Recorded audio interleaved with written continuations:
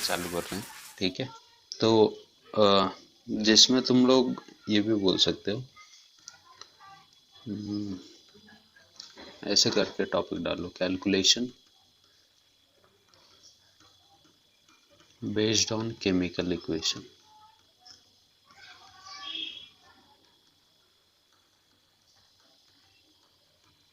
ठीक है, या फिर तुम ऐसा भी बोल सकते हो, बेस्ड ऑन स्टोइकोमेट्रिक कोएफिशिएंट।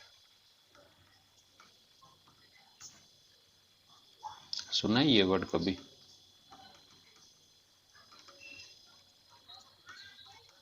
हम्म।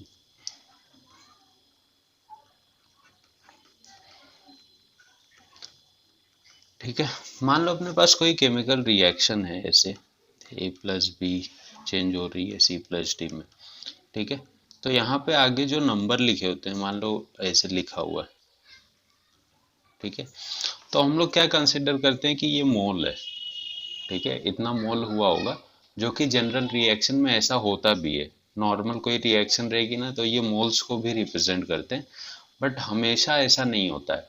अपने को इस वाले कॉन्सेप्ट में वही चेक करना है। चेक इन द सेंस, अब तुम जो भी मोल कॉन्सेप्ट के कैलकुलेशन करोगे ना, वो इसके बेस पे करोगे, जो भी हम लोग पढ़ने वाले हैं। तो मेरा बोलने का मतलब ये है, इसको कभी भी हम लोग मोल नहीं कंसिडर करेंगे। तुम ऐसे नहीं बोलोगे कि इसका 2 मोल इसके 3 मोल से रिएक्शन कर रहा है। ठीक है, ये कोई भी इंटीजर नंबर हो सकता है। ठीक है, जो केमिकल इक्वेशन को बैलेंस करने के लिए लिखा जाता है। जैसे अगर मान लो मेरे पास ये रिएक्शन है, N2 प्लस H2 को अगर मैं ऐड करता हूँ, तो ये हमको पता है NH3 बनाती है।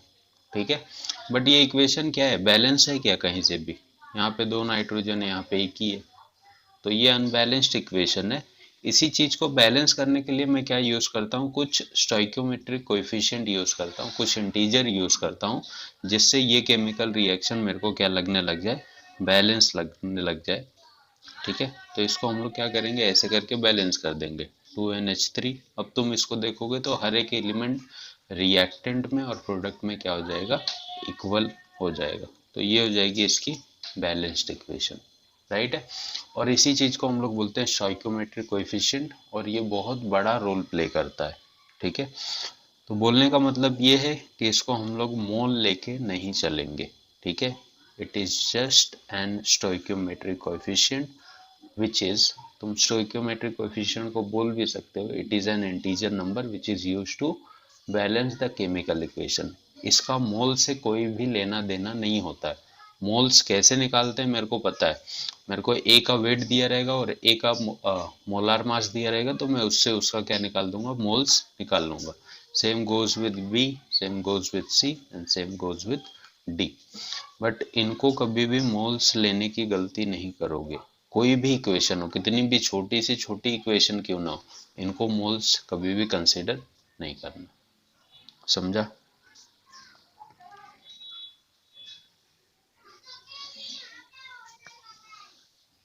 ठीक है, जैसे देखो ये इक्वेशन है, मैं अगर तुमको बोलूं C+O2, राइट, और ये मिलके बनाते हैं CO2, इसको बैलेंस करने की जरूरत है क्या? नहीं। तो इनका स्टोइकोमेट्रिक कोएफिशिएंट, इसका भी 1 है, इसका भी 1 है और इसका भी 1 है। इनका जो रेशो है वो 1:1:1 है। ठीक है, तो तुम ऐसे जनरल इक्वेशन में बोल सकते हो, क्योंकि हमको पता है कि केमिकल सब्सटेंस की सबसे छोटी यूनिट क्या होती है, मोल होती है। तो मैं बोलने के लिए बोल सकता हूँ कि इसका 1 मोल इसके 1 मोल से रिएक्शन कर रहा है और इसका 1 मोल बनाता है। ठीक है, बट अगर मैंने तुमको दे दिया होता कि कार्बन का जो ग्राम है वो 6 ग्राम है। ठीक है, तो अब तुम मेरे को कैलकुलेट करके बता सकते हो कि कार्बन का कितना मोल यूज हो रहा है। एक दो क्वेश्चन हम लोग ने पहले भी किए हुए थे इसके। तो अब कार्बन का कितना मोल यूज हो रहा है, बता सकता है कोई? जीरो, हाँ, या 0.5, चलो ये मान लेते हैं।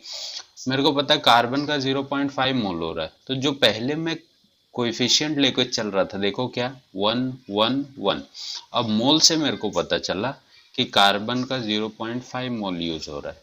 ठीक है, इसी के अकॉर्डिंग अगर इसका 1 मोल मैंने कंसिडर किया था तो अब इसका 0.5 हो गया, तो इसका भी 0.5 हो गया होगा और इसका भी 0.5। तो वही मैं तुमको समझा रहा हूँ कि इस कोएफिशिएंट का, ठीक है, इसके मोल से कोई भी लेना देना नहीं है, क्योंकि मोल्स किस पे डिपेंड करेगा, मास के ऊपर, कि उस चीज का कितना मास है तुम्हारे पास। ठीक है, जैसे ये इक्वेशन है Mg+O2, तो ये मैग्नीशियम ऑक्साइड बनाता है। अभी तो मैं लेके चल सकता हूँ कि इसका 1 मोल, इसका 1 मोल, इसका 1 मोल, ठीक है, जो कि मैं क्या कंसिडर कर रहा हूँ, स्टोइकियोमेट्रिक कोएफिशिएंट। बट इसका स्टोइकियोमेट्रिक कोएफिशिएंट भी अलग होगा। ठीक है, क्या होना चाहिए, करेक्ट है कि नहीं?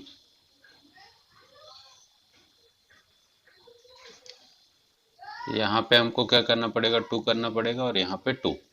तो अब देखो स्टोइकियोमेट्रिक पहले मेरा क्या आ रहा था, 1:1:1 आ रहा था, बट अब क्या आ रहा है, 2:1:2। मतलब अनबैलेंस का स्टोइकियोमेट्री ये आ रही थी और बैलेंस की स्टोइकियोमेट्री ये आ रही है। मतलब कहीं ना कहीं झोलझाल होता है इसमें, और वही चीजों से अपने को बचना है। तो बचने का सिंपल सा रास्ता ये है कि सिंपल सा क्या कैलकुलेट करोगे, मोल्स कैलकुलेट करोगे। ठीक है, स्टोइकोमेट्रिक में अपने को, ठीक है, इन्वॉल्व नहीं होना है। क्लियर है? तो कुछ रिएक्शन दे रहा हूँ, बैलेंस करके मुझे बताओ, थोड़ा यूज लगेगा अपने को, फिर आगे चलते हैं। जैसे मान लो एल्यूमिनियम प्लस O3 लिखा है, ये बनाता है Al2O3। कैसे बैलेंस करोगे?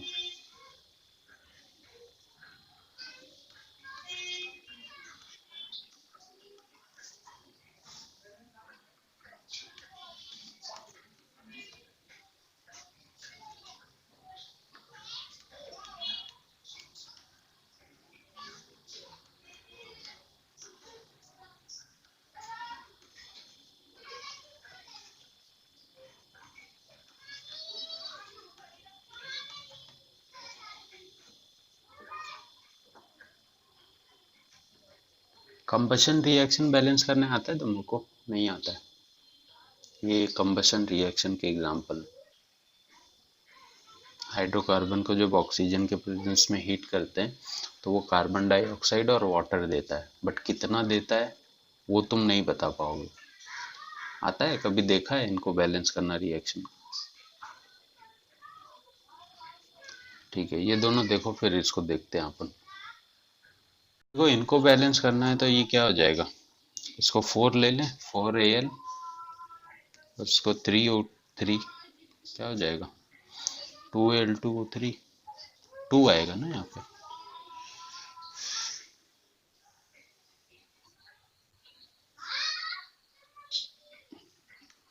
2Al लेके भी कर सकते हो, ठीक है, ऐसे ही कर लो। ये इसको 2 कर दे और इसको 2, ऐसे हो जाएगा ना। ठीक है, इसमें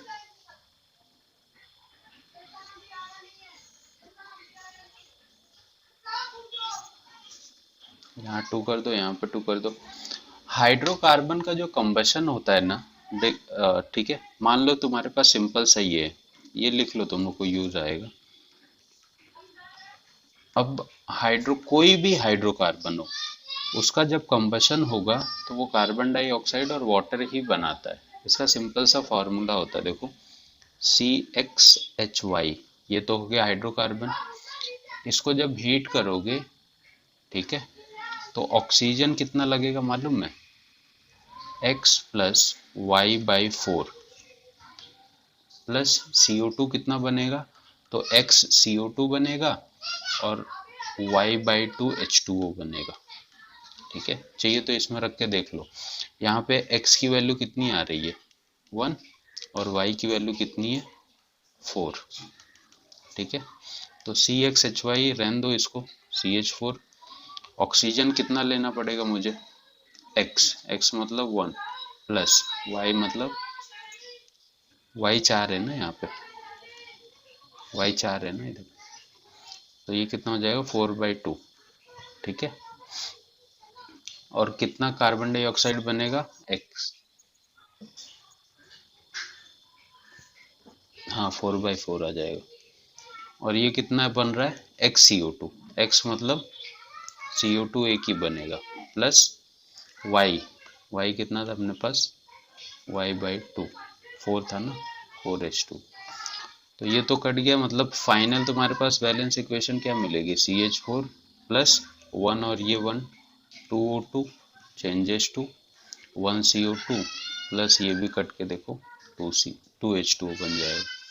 तो देखो यही बैलेंस इक्वेशन तुमको मिलती है। यहाँ पे तुम कोई भी हाइड्रोकार्बन रख लो, जैसे अगर मैं बोलूँ कि बेंजीन C6H6 को ऑक्सीजन के प्रेजेंस में ट्रीट कर रहा हूँ, तो बताओ कितना कार्बन डाइऑक्साइड बनेगा और कितना H2O बनेगा।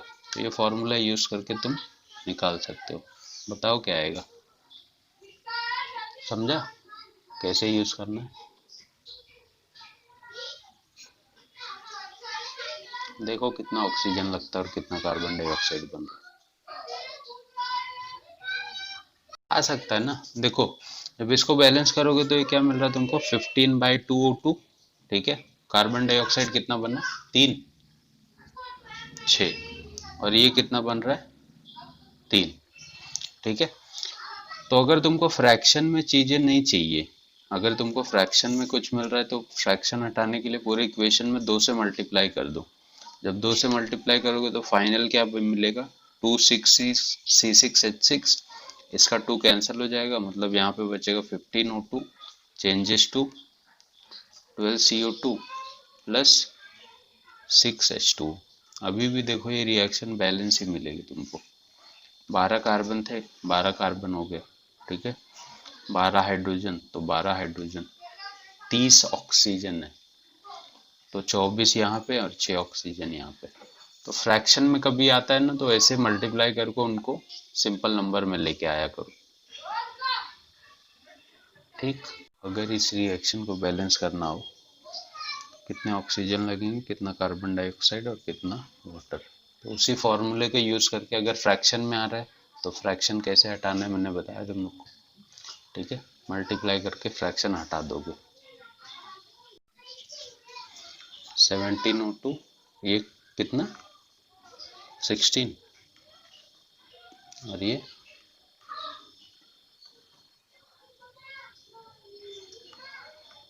यहाँ पे 2 आएगा ना, आ रहा है क्या बराबर 8 दूनी 16, गलत है रे ये। यहाँ पे हाइड्रोजन कितना 36 ही आ रहा है ना, और यहाँ पे हाइड्रोजन 70 हो गए क्या भाई, आ जा रही दुनिया। बोल C8H18 2O2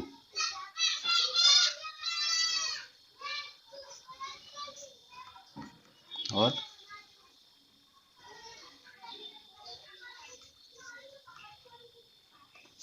8, यहाँ पे 25, यहाँ से बताना 2C8H18 25O2 16CO2 प्लस आ रहा है बराबर, देखो इससे based on balance chemical equation. ठीक है, based on balance chemical equation, right है। ये हमको दो अलग अलग केसेस में देखना है एक्चुअली। ठीक है, केस 1 अगर मैं बोलूं और केस 2, जब हमारे पास सिंगल रिएक्टेंट होगा, केस 1 हमारे पास कैसा है सिंगल रिएक्टेंट, और केस 2 में अपन देखेंगे जब मल्टीपल रिएक्टेंट होंगे। है बहुत सिंपल सा ये कॉन्सेप्ट।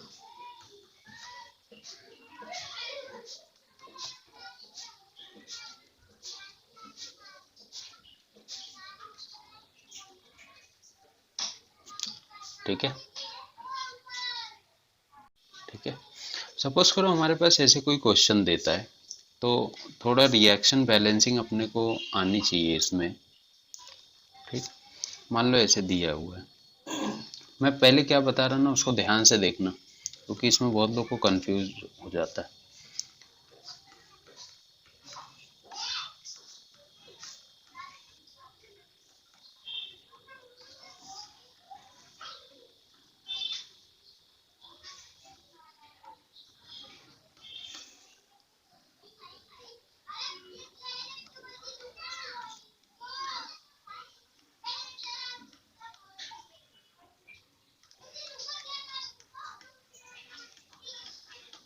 ठीक है, क्या बोल रहा है कि calculate moles of KCl and O2 produced when, कुछ अमाउंट दिया है KClO3 का, पोटेशियम क्लोराइड बोलते हैं इसको, इसको जब हम लोग हीट करते हैं। ठीक है, तो अब ये है क्या? ठीक है, अभी तो मैं बैलेंस इक्वेशन दे दे रहा हूँ तुम लोग को। इसकी बैलेंस इक्वेशन होती है KClO3, जब इसको तुम लोग हीट करोगे ना तो ये ऐसे डिवाइड हो जाता है, 2KCl प्लस 3O2 में ये डिवाइड हो जाता है। ठीक है, अब मैंने तुमको क्या बोला था कि स्टोइक्योमेट्रिक कोएफिशिएंट से मेरे को कोई भी लेना देना नहीं है। वो मेरे को पूछ क्या रहा है, मोल्स ऑफ KCl, मेरे को KCl का मोल बताना है कि कितना है, और एंड O2 का मोल बताना है कि इसका कितना मोल बना होगा। ठीक है, अब देखने में तो अपने को क्या लग रहा है कि KClO3 का 2 मोल यूज हुआ है, और KCl का 2 बना है, और ऑक्सीजन का 3 मोल बना है। तो तुमको ऑप्शन में दिया रहेगा ऐसा, यहाँ पे 2 करके 3 करके, बट एक्चुअली में जब मैं इसका मोल्स निकालता हूँ, ठीक है, तो इसका मोल क्या निकलेगा, देखो जब तुम इसका मोल निकालोगे, ध्यान देना ये सब चीजें थोड़ी इंपॉर्टेंट है। जब मैं इसका मोल निकालूंगा तो इसका वेट कितना है अपने पास, 367.5 ग्राम। इसका मोलार मास कोई निकाल के बताओ मेरे को कितना आएगा। KClO3 देखना, KCl प्लस O3, ये अकेला ही कितना हो गया, पोटेशियम 40 मैंने बोला अगर ले लो, क्लोरीन कितना होता है 39 ले लो, इसका आइसोटोपिक मास है 39, ये 35.5, O3 कितना हो गया 48, तो ये इतना आएगा ना ऐड करके 122.5। ठीक है, तो इसका मोल कितना आ गया देख, 3, लगभग 3 टाइम्स आएगा, इतना कुछ आएगा लगभग में। ठीक है, ये 122 है, ये 366 है लगभग, तो 3 टाइम्स आएगा। ठीक है, अब देखो यहां से क्या रिएक्शन निकलता है, ध्यान से देखना मैं क्या बता रहा हूं। जब मैंने 2 मोल कंसिडर किया था KClO3 का, तो KCl के कितने मोल बन रहे थे, 2, राइट। तो जब इसका 1 मोल रहा होगा, KCl का 1 मोल निकालने के लिए मैं क्या करूंगा, KClO3, तो इसके 2/2 हो जाएगा,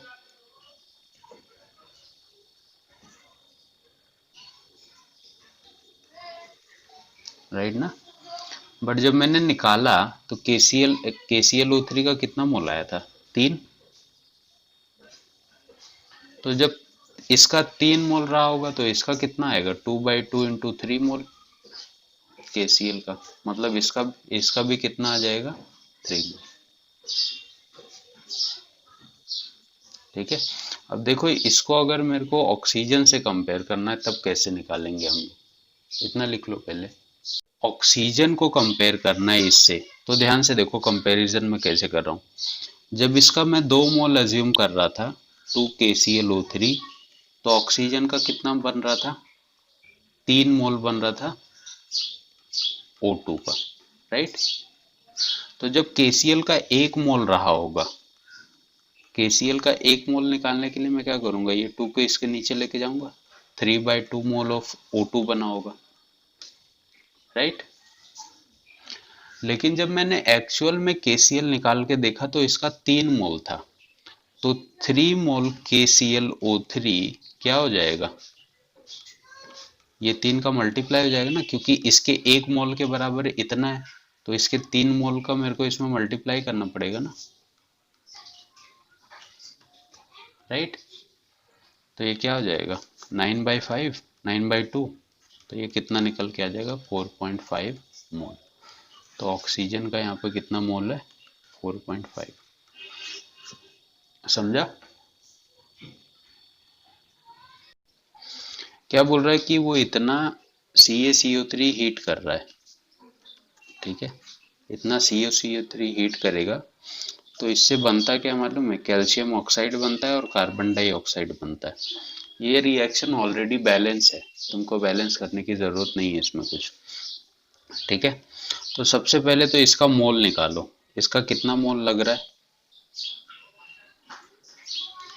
25 अपॉन इसका मोलर मास कितना आएगा 100, तो ये कितना होगा 1.4, हाँ 5.6 आएगा फाइनल, 1/4 है, 1/4 आ जाएगा ना।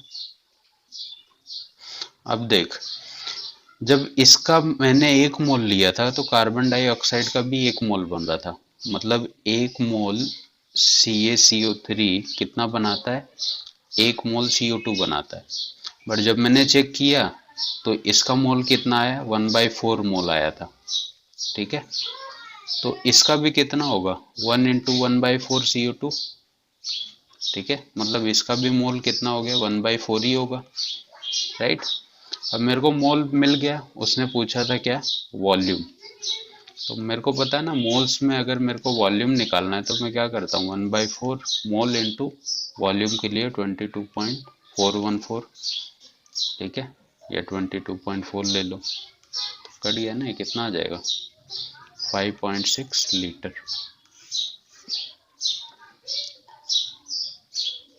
सबसे पहले देखो इसने क्या बोला हुआ है, Ag2CO3 को हीट करते हैं तो ये चीजें बनती हैं, right. Calculate the weight of residue obtain, residue मतलब जो सोल्यूशन में बच गया है। मेरे को पता है कार्बन डाइऑक्साइड और ऑक्सीजन क्या है, गैस है, ये बाहर निकल गई होंगी और रेसिड्यू के फॉर्म में सिर्फ Ag बचा होगा, तो वो खाली इसका वेट पूछ रहा है कि इसका वेट कितना बचा है। आगे उसने एक्सटेंड किया क्वेश्चन में, also calculate the total volume of gases. Total volume मतलब इसका भी वॉल्यूम और ऑक्सीजन दोनों का वॉल्यूम तुमको निकाल के क्या करना पड़ेगा, ऐड करना पड़ेगा, ठीक है। तो दोनों का वॉल्यूम बताना और इसका वेट बताना, ठीक। अब ये रिएक्शन अगर तुम लोग ध्यान से देखोगे तो ये तुमको बैलेंस नहीं दिखेगी, दिख रही है क्या, ठीक है। बट फ्रैक्शन में कभी भी रिएक्शन नहीं होती है, ठीक, जैसा मैंने तुमको बोला कि इसका तुमको सबसे पहले क्या हटाना पड़ेगा फ्रैक्शन। तुम लोग लेके चल सकते हो, कुछ आगे क्वेश्चन करते करते एक्सपीरियंस हो जाएगा तो फटाफट कर लोगे, बट इसका पहले फ्रैक्शन हटा दो। फ्रैक्शन हटाऊंगा तो मैं इक्वेशन क्या बनेगी देखो, 2Ag2CO3, क्या करेंगे पूरे इक्वेशन में 2 से मल्टीप्लाई कर दो, ठीक है। तो यहाँ पे क्या आ जाएगा 4Ag, ये क्या हो जाएगा 2CO2 प्लस ये हो जाएगा O2। अब इससे सॉल्व करो। अब तुम्हारा पहला काम क्या होगा इसमें कि इसका मोल्स निकाल लो, क्योंकि वेट भी इसका ही दिया हुआ है ना खाली। कैलकुलेट द वेट ऑफ, हाँ Ag2CO3, तो इसका मोल निकाल लो।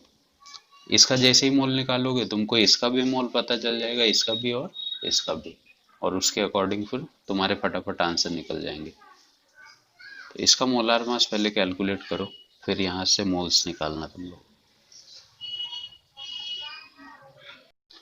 अब देखो जब इसका 2 मोल यूज हो रहा था Ag2CO3 का, तो Ag का कितना मोल यूज हो रहा था 4, ठीक है।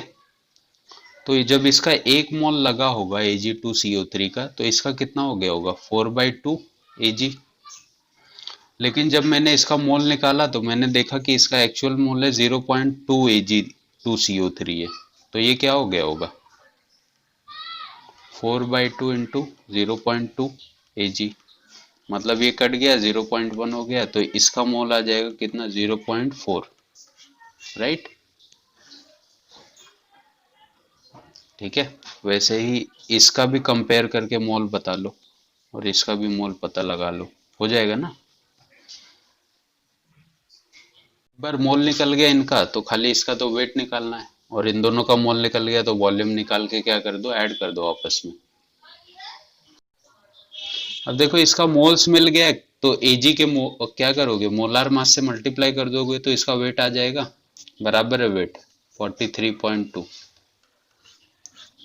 अब इन दोनों का कंबाइन वॉल्यूम बताओ मेरे को कितना आएगा। ठीक है, इसके मोल से इसका वॉल्यूम निकालो, इसके मोल से इसका, दोनों को ऐड करोगे तो तुमको वॉल्यूम, टोटल वॉल्यूम पूछा था ना, एक का नहीं पूछा उसने, क्वेश्चन ध्यान से पढ़ा करो। तो ये आएगा आंसर 6.72 लीटर। ठीक है, क्वेश्चन देखो क्या बोल रहा है, what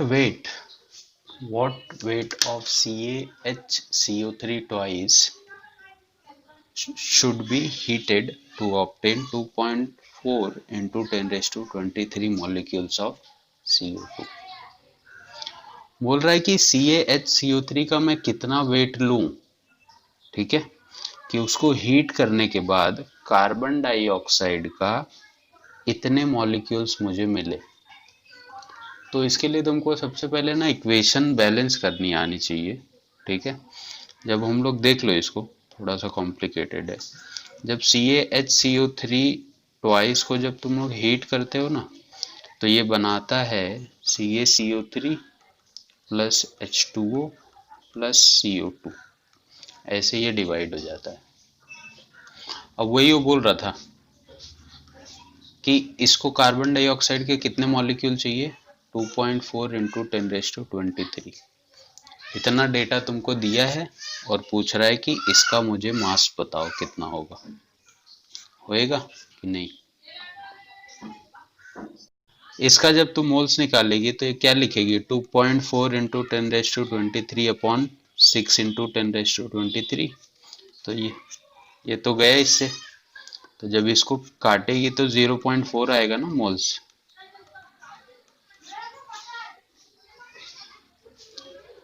तो जब कार्बन डाइऑक्साइड का मोल 0.4 आ रहा है, तो जब इसका मैंने एक मोल यूज किया था तो इसका भी एक ही मोल बन रहा था। तो जब इसका 0.4 मोल आया तो इसका भी कितना मोल रहा होगा, 0.4 ही रहा होगा। ठीक है, तो मास, मोल्स निकल गया, मास निकालने के लिए क्या करेगी, moles into molar mass. Molar mass इसका तुम लोग निकालोगे तो लगभग 162 समथिंग आना चाहिए, तो ये 162 आ जाएगा। तो मोल्स कितना, 0.4 इंटू 162, तो मास आ जाएगा 64.8। वही बोल रहा था। एक इक्वेशन दी हुई है, बोला calculate the moles of A required to produce 7 moles of C. बोल रहा है इसका कितना मोल्स लूं कि इसके 7 मोल बन जाए, बताओ। तो मैंने बताया था ना, जब भी इसका मैंने 2 मोल लिया तो इसके कितने मोल बने, 5। तो जब इसका 1 मोल रहा होगा ए का, तो इसके कितने बन गए होंगे, 5/2 सी के बन गए होंगे। अब वो बोल रहा है कि इसके कितने मोल लूं, ठीक है, कि इसके कितने बन जाए, 7 मोल बन जाए। तो जब सी के तुम 7 मोल लोगे, ये ए कितना हो, ठीक है, तो ये क्या आ जाएगा, 2.5 को इस साइड ले लो, राइट। कैसे कर रहे हो रे इसको,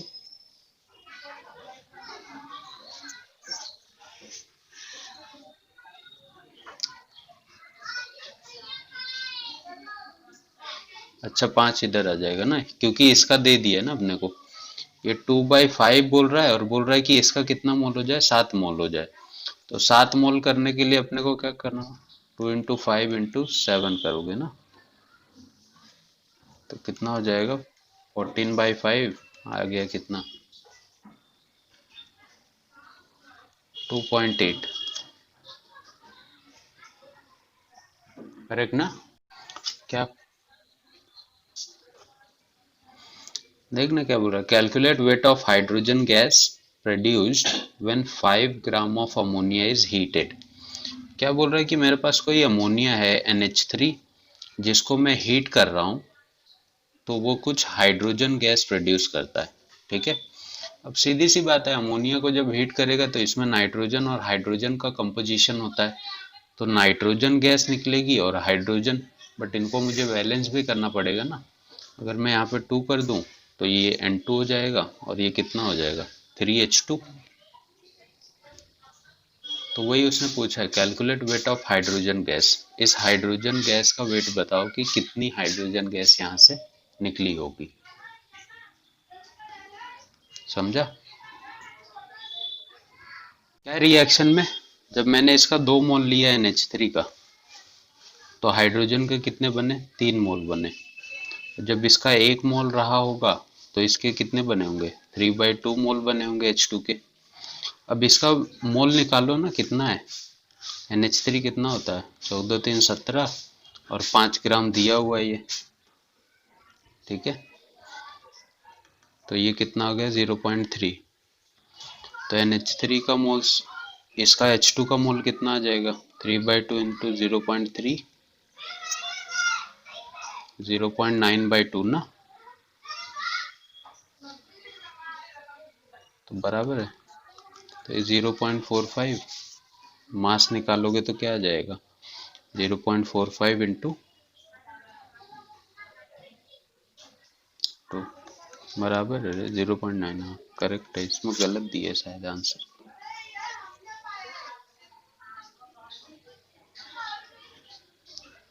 फाइव ग्राम ऑफ अमोनिया दिया है ना।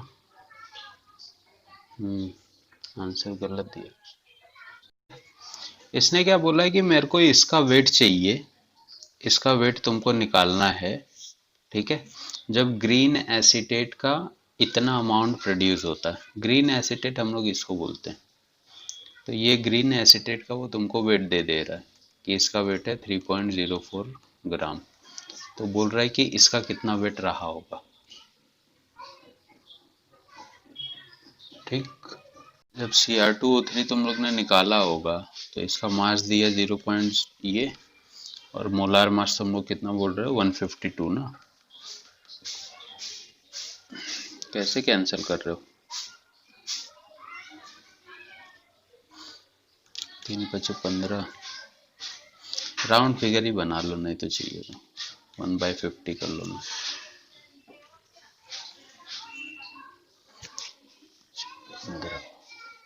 पॉइंट वैसे भी करोगे कितना आ जाएगा 50 पॉइंट कितना आएगा 6।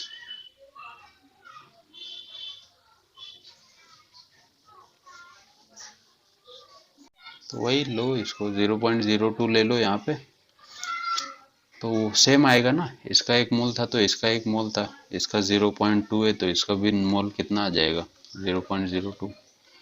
निकालो, कैलकुलेट करो। मास निकालने के लिए क्या करेंगे, कितना आ रहा है मोलर मास देखो, या 1/50 रख के चलो, कैंसिल करने में इजी होगा, नहीं तो मल्टीप्लाई करना पड़ेगा, बड़ा हो जाएगा।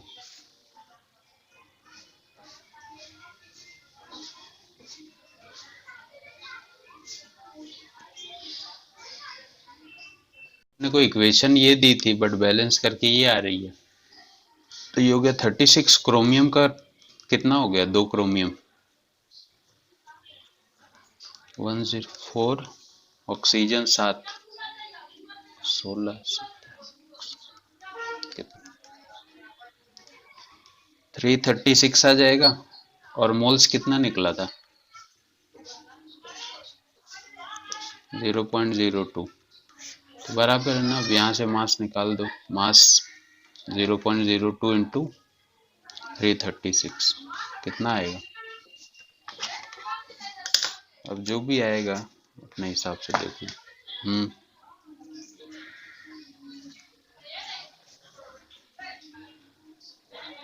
ये लोग ने बताया भाई।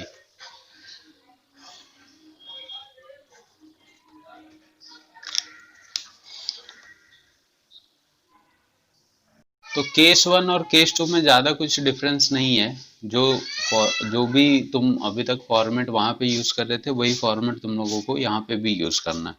खाली मैंने केस 2 में तुमको क्या बोला था कि मल्टीपल रिएक्टेंट हो सकते हैं, मल्टीपल रिएक्टेंट मतलब एक होगा, दो होगा, बहुत ज़्यादा तो नहीं देंगे, दो या तीन वाले केसेस देंगे। ठीक है, जैसे ये क्वेश्चन है देखो,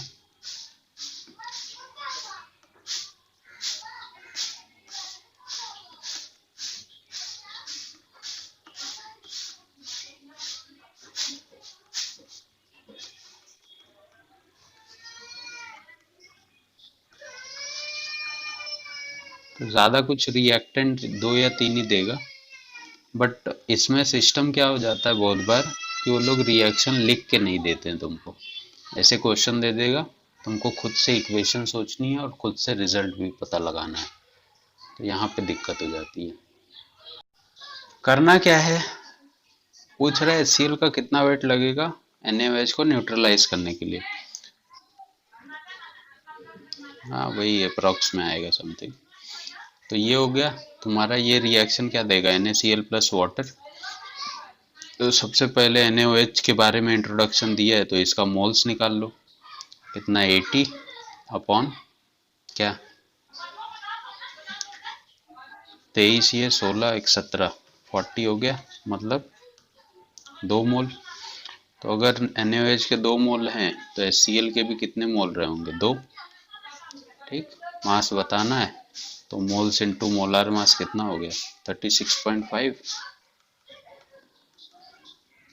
ना, 73 ग्राम आ रहा है ना रे डायरेक्ट, तेरा कैसे आ रहा है उल्टा सीधा।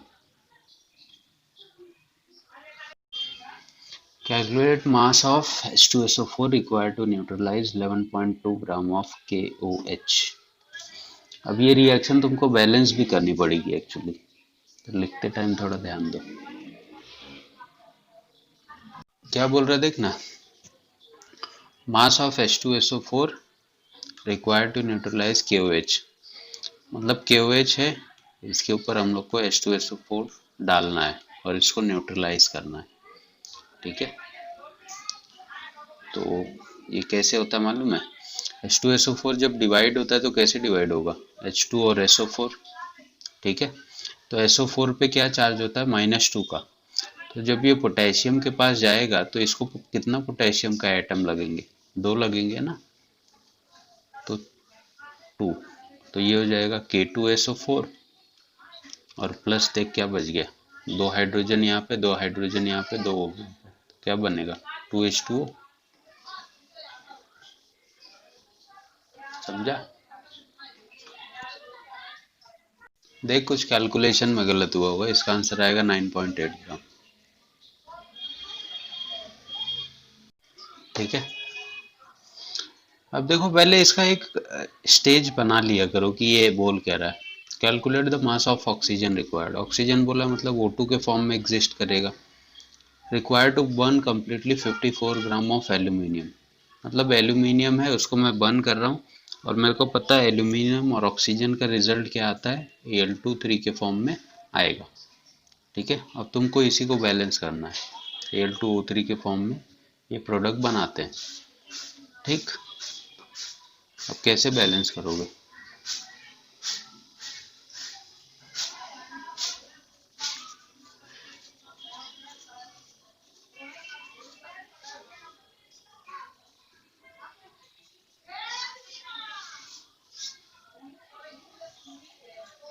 ऐसे ऐसे करो, इसको 2Al करेगी तो ये Al2O3 ऑक्सीजन को कैसे बैलेंस कर लेंगे, ऑक्सीजन 3 आ रहा है, तब तो ये 6 हो गया, ये 3 ही आ रहा है।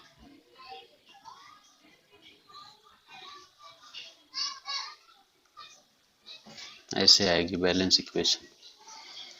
अब बताओ क्या पूछ रहा है वो,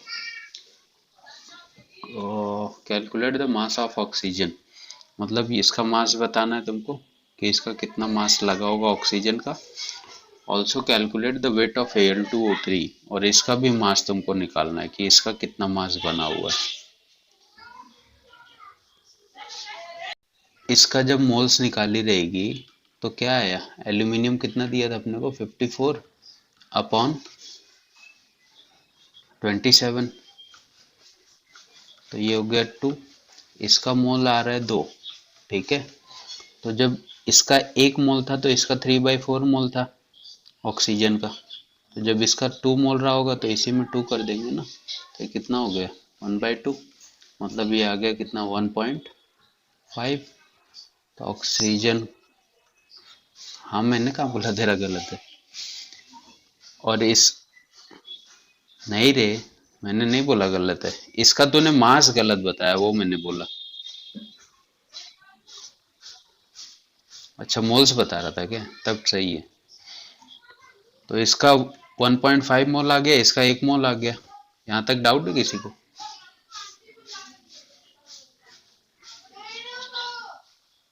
ये समझा ना सबको? तो अब इसमें क्या कर देगी 1.5 में इंटू क्या, ऑक्सीजन का मोलार मास कितना 32, इसका 48 मास आएगा, 48 ग्राम आएगा। ये सही है। इसका कितना आ रहा है?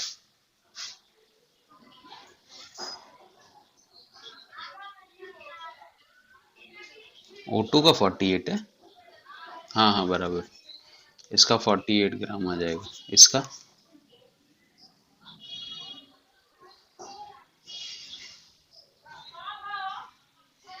इसका एक ही मोल है, एक में Al2O3 का कितना 27 दूनी 54 और 16 3 48, 48 प्लस 54 कितना हो गया 8 4 12 2 1 5 5 10 102। तो इसका मास आ जाएगा 102 ग्राम ना। Calculate the mass of oxalic acid which is required to react completely with 31.6 gram of KMnO4। ये थोड़ा सा डेंजरस रिएक्शन है, रिएक्शन में तुम लोग को दे रहा हूँ इसका। 2 KMnO4 जब रिएक्ट करता है 5H2C2O4 से, तो ये बनाता है 2 manganese oxide plus K2O plus 10CO2 plus 5H2।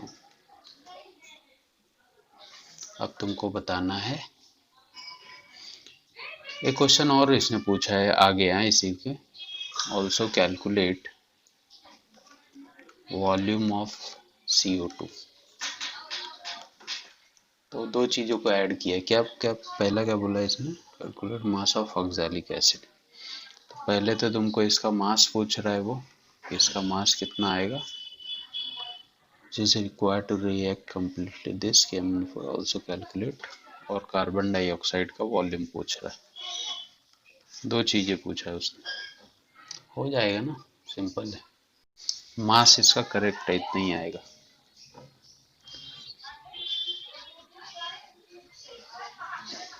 Volume 11 point आ रहा है, इसका वॉल्यूम 22.4 ही आएगा 4 लीटर, और इसका मास इतना आएगा।